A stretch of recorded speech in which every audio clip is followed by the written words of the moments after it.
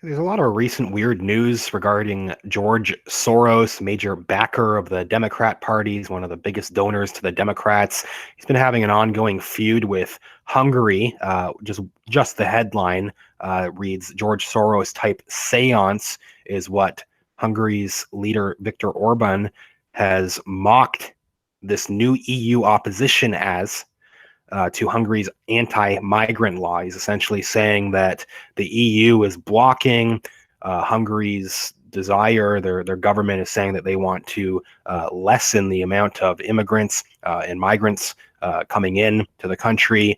This obviously goes against the open border policies of George Soros, and he is saying that the EU is punishing them for Soros. That is what Orban is claiming. Another recent headline, it's just one from yesterday, saying that a George Soros-backed financial tech company conveniently, I guess, raised millions of dollars to analyze consumer loan trends. Convenient for Soros, at least, probably not for the rest of us, as he was setting up this group to analyze consumer loan trends just before these recession worries went public. So did he, obviously it's very likely he has some kind of inside knowledge. Looks like he's using, potentially finding out how to prey on people with consumer loans, taking advantage of the recession. Kind of reminds me just a couple of months ago, so that's very recent. It just came out yesterday from Business Insider, talking about these consumer loan trends. Remember back late last year in November, Soros, again, conveniently for Soros, just so happened to dump Facebook, Netflix, and other stocks before they dramatically dipped. And Facebook's had a number of different issues. Obviously, they've been had a number of controversies, but one of them was what seemed like a bogus story that came out right after they publicly said Soros dropped his support of Facebook, and then it is released that there was some kind of feud, some kind of bogus sounding feud between Facebook and Zuckerberg. Almost tried to, I'm not defending Facebook at all. Of course, they have so many controversies, but it looked like they were smearing them to maybe bring the value down at the company at that particular time, right after Soros dumped those stocks as well. Just happened to conveniently work out for Soros again. So some interesting things going on. They're also bringing this up now. So this is based off of some filings to the Federal Election Commission, which reveal this new article is just from yesterday, saying that a Pelosi affiliated PAC, a Nancy Pelosi affiliated group, sent $250,000 to a George Soros campaign. And this is about basically manipulating the election in the U.S. Through these different PACs and other NGOs. Specifically, they're saying Political Action Committee linked to House Speaker Nancy Pelosi pushed a total of $250,000 to an activist campaign that was primarily bankrolled by liberal billionaire George Soros. Pelosi gave $250,000 to a Soros group, according to these Federal Election Commission filings. House Majority PAC, the Pelosi-affiliated group, they are dedicated to electing Democrats to the House of Representatives.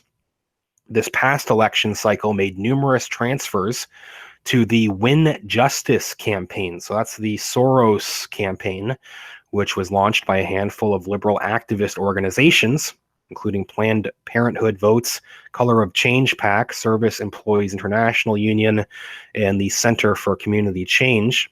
The group would work to push, the group's mission, they say, is to push minority, young, and women voters to the polls in Florida, Michigan, and Nevada. And I'm going to jump to the end of this article, and then we can look at they do break down the actual donation, but at the very end, they mentioned Florida here as one of the 3 states that they're focusing on. That Soros group, they expand on that, saying, in addition to targeting infrequent voters, the Win Justice campaign spent hundreds of thousands backing candidates such as former Senator Bill Nelson in Florida, who lost his election to Rick Scott. So people remember probably the midterms. This was one of the most contentious races. Bill Nelson and Rick Scott. This is one of the races that went into recount, and Brenda Snipes, Broward County, people were claiming that Brenda Snipes was trying to rig the election for the Democrats, basically steal it from Rick Scott. Rick Scott made a number of statements about this at the time. People were wondering why Brenda Snipes was even in the position still at the time during these last midterms, as before that, back in 2016, it was proven, had illegally destroyed ballots in order to protect Debbie Wasserman Schultz during one of her races.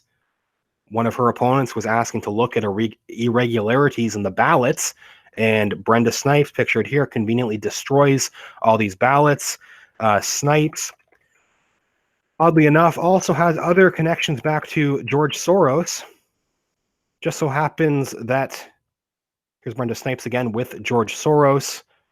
I'm just relating this back to what was going on in Florida.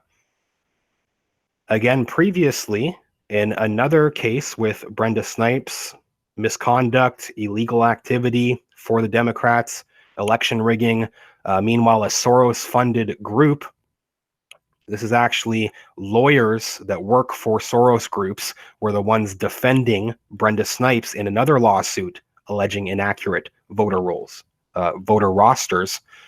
And this goes back before the last midterms again. And once again, there was a total debacle. People remember probably Bill Nelson, Rick Scott, everything having to do with that. And Pelosi is giving money to Soros's group to continue to meddle in what went on in Florida. I mean, that sounds like that is what the goal was. This is the rest of what they're saying. So that's at the very end. They do break down some of the actual